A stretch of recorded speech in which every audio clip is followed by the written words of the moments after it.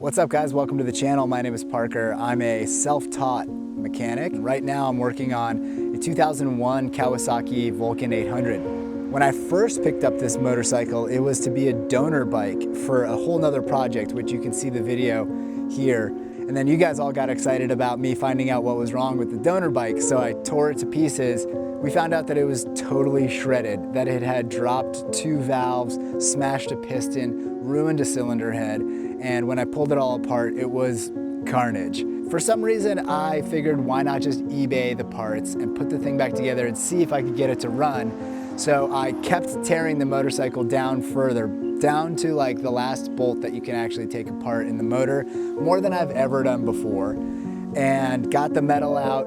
And in this video, we're going to clean it up, put it all back together, and get it back on the road, take it for its first drive back on the road since it smashed itself to pieces years ago.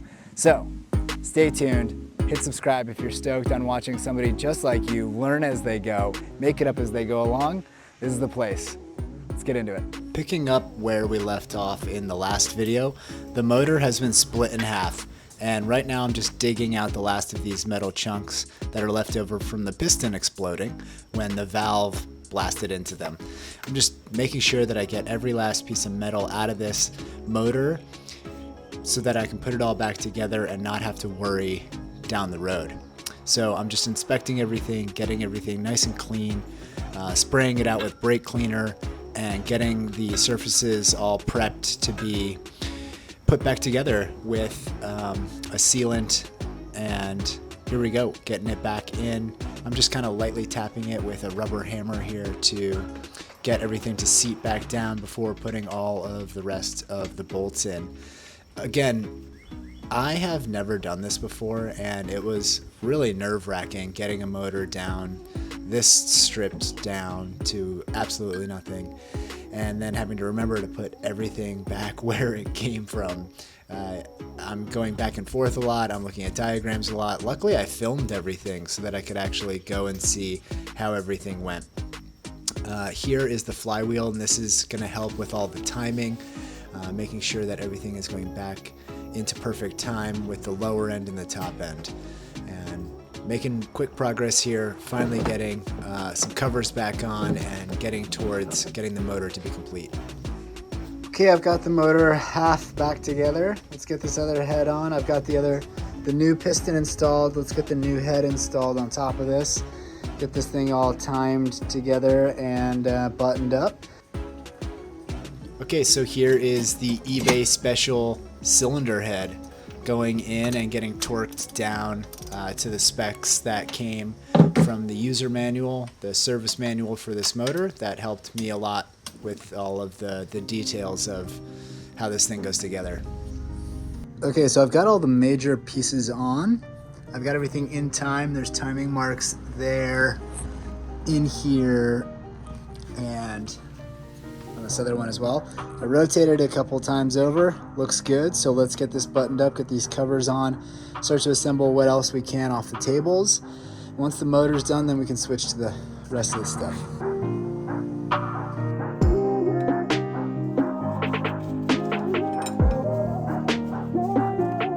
Okay, quick update. This is where we're at. I've got the bike pulled forward a little bit. I've got the motor lifted back up on the sketchiest little piece of the carb mounting bracket, but it's how I got it out and it's how it's holding now. I still have to get this broken stud off, but I kind of want to get the motor back in.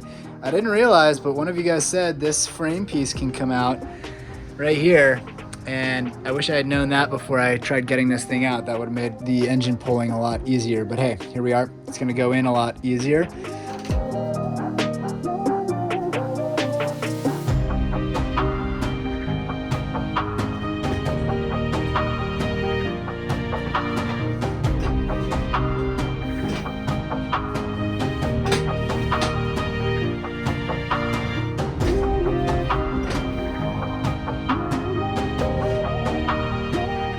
Okay, made some more progress on the bike. The motor is back in. Now I just gotta figure out how I did all this wiring, get the gear and the sprocket chain back on and everything. You know, basically put the rest of the bike back together, but The motor is back in the frame, which is a huge step up from it being on a table for weeks on end. So bing, bang, boom, that's a big one. So, all right, now I gotta try and remember how I did all of this. Luckily I labeled a few of them, but gonna be a lot of consulting diagrams. So I'll just fast forward to the next, we'll just jump forward and have a bunch more done already. See you then. All right, got a lot done on this thing. Now working on the carb, but I got the rear brake on, I got the clutch operating, moving and shaking, so that's good. It doesn't have any oil in it, so I can't even put a battery in it and see if it'll crank or anything.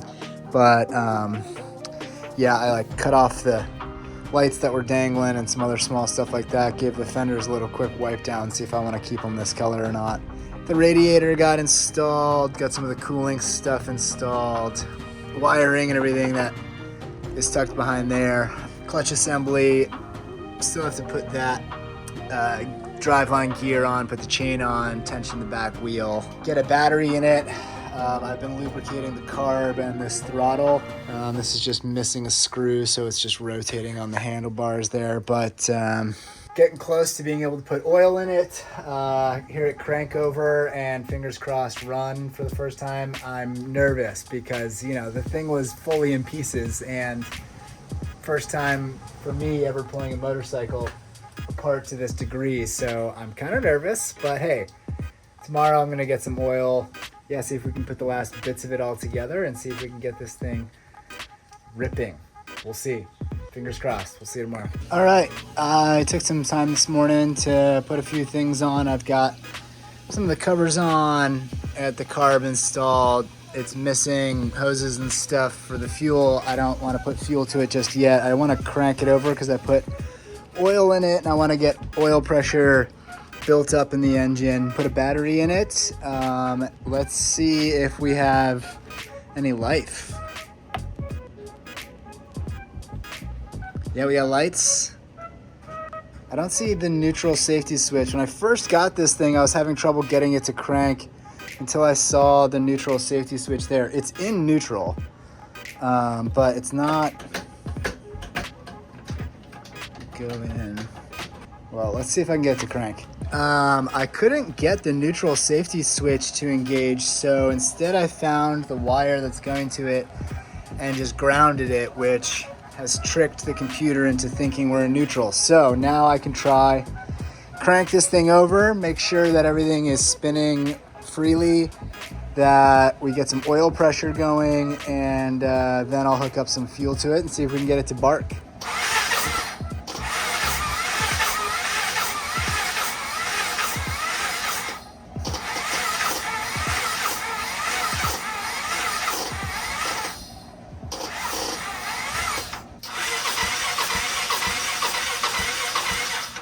We got crank. I don't want to burn the starter out, but now we should have decent oil pressure.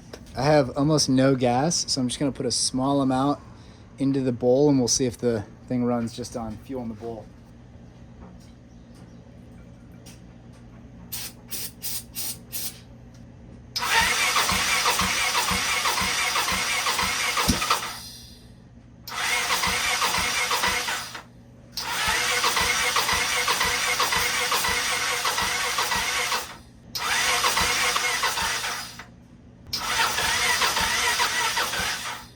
I deleted the crappy old battery. Let's try this again.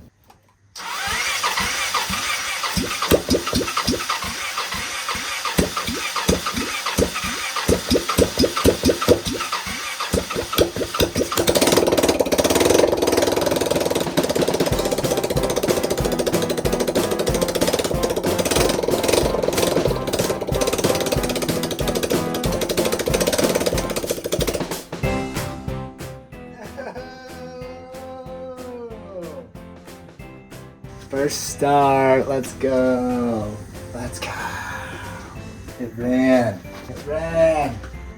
All right, needs a real battery, some real fuel, and no more vacuum leaks. Yes.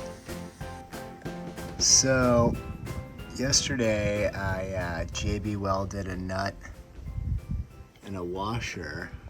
I don't have a welder, so this is as good as I could get something to stick on there.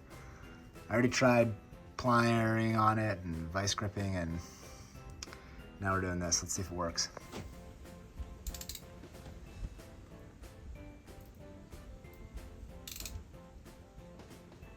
Okay, so now I gotta get this out. I should have worked on it more when the head was out, but here we are. I removed the radiator, and thank God I did, because there's a bunch of junk in here, so I'm gonna flush that out before we really get moving forward on that. Oh, there's so much junk in here. Anyway, I hammered on this a little bit to try to bust up the rust jacking that's happening in the head, and let's see if I can crack it loose still.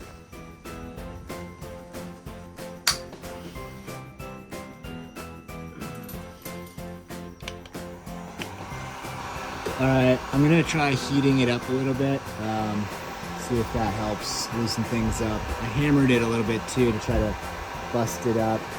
In the meantime, I can try and flush out this radiator.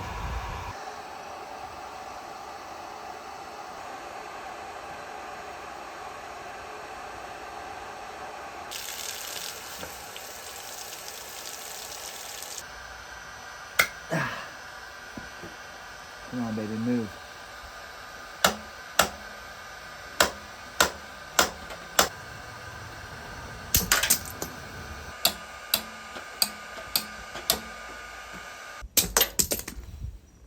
I decided to try and cut a small flathead notch into it to see if I can get a flathead or something similar in there and try and get some actual force into this thing. Hopefully this will work.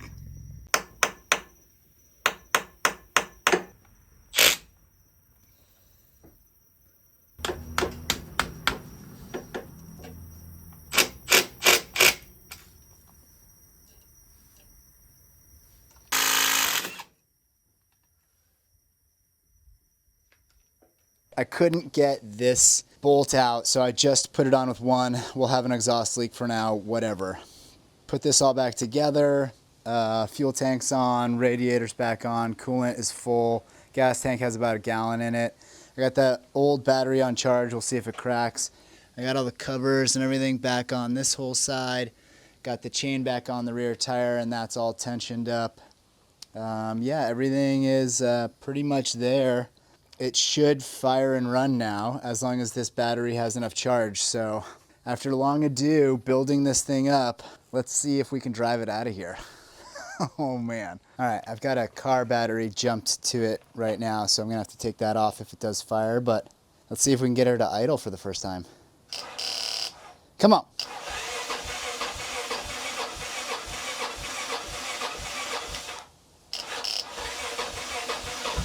Come on. Come on, girl. You're so close. Yes. Yes.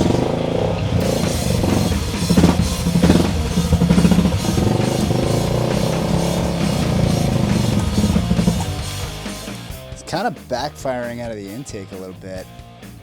Wonder if those intake valves are hanging open a little bit.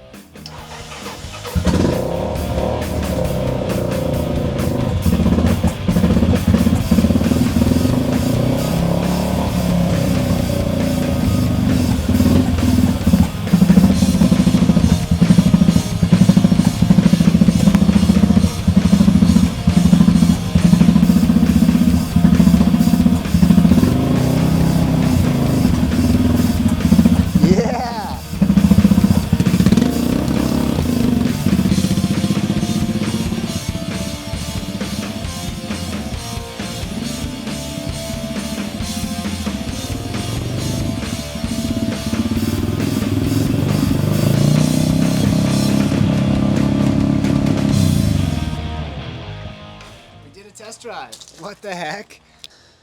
Okay, well, we got it on its first test run. It did pretty well for just being completely apart and going back together. There's a couple things that I still need to work on though to make it solid. First off, at low RPMs, it's got a bit of a backfire out of the intake, so I need to check what that's about, whether it's a timing issue or whether it's lean fuel. So take a look at the carb really quick. pop the valve covers off, make sure the timing is still perfect and the chain didn't move or anything didn't bump.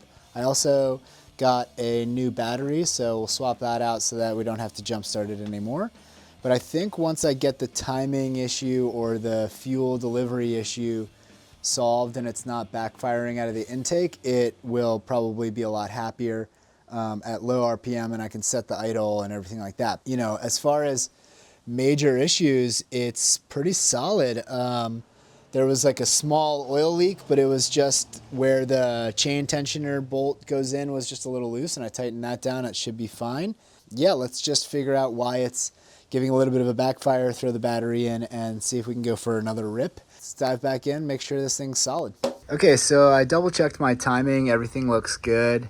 Before I get into checking valve lashes, because I would have to remove a bunch more stuff, I'm just gonna switch to seeing if maybe I'm just running too lean, because I never dove into this carb, so this is kind of, you know, they're unknown. And I did delete a bunch of its hoses and stuff and cap off different things. That's just a vent tube and that's the choke cable, but it could just be that maybe this is a little bit clogged up and the air fuel is running lean. I wonder if I could turn the screw out a little bit, because it said the first thing to check is the lean mixture. I just wanted to double check that the timing was going to be okay. Everything is solid and everything looks good there. So now I'm going to just button up the motor and switch to carb. Instead of cracking the bowl, I probably should, but I just wanted to check this mix screw. It's right here in the middle, and it was all the way tight. So I turned it a turn and a half out. I think that's about where it should be, and let's see if that solves the issue. That would make sense, not giving enough flow at low RPMs, because it was running fine at the higher RPMs. So it could just be that. It could just be that the carb was leaned out. So here's hoping that's the simplest fix possible. Let's put it back together. Okay, so that's everything back together. The timing checked out good. Did find a smoking gun in the carburetor with that air mix screw turned all the way in. So let's, oh, we got gas coming out of the carb, hold on. Started acting right. All right, let's fire this thing back up and see where we're at.